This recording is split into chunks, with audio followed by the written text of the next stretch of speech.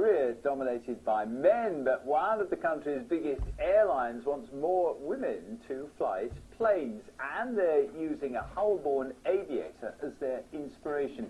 Amy Johnson was the first woman to fly single-handedly to Australia.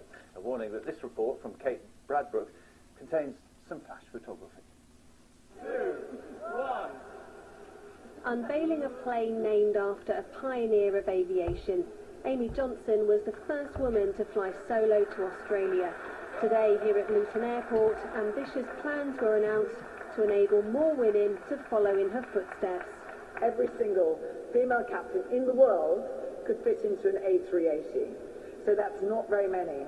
It's been a year since budget airline Easyjet started a programme to encourage more women to take to the skies. In that time, the intake of female trainees has doubled. The target now is 20% by 2020. We will do more work in schools than we've even been doing today. We'll be working with the Air Cadet Corps and other places that are great and very fertile grounds for aspiring female pilots.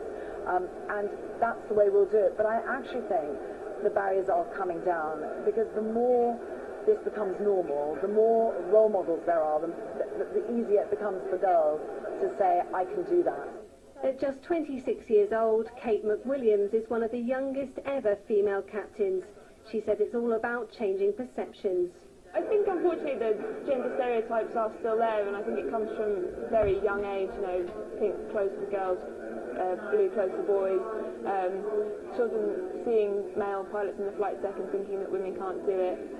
But the work that Easyjet are doing to break down those stereotypes is really good, and hopefully it'll have a positive result. Of the 450 female captains in the world, 60 work for Easyjet, but the airline says it needs to recruit even more. And being a minority can mean facing discrimination and prejudice from passengers.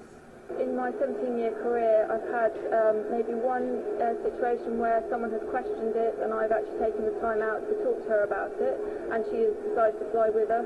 But generally speaking, I think people are just surprised, probably because they don't expect to see a woman pilot. It's more than 80 years since Amy Johnson made history and was welcomed back to Britain a hero. Today, just 5% of all pilots are female. Changing that won't be a quick journey, more a long-haul flight.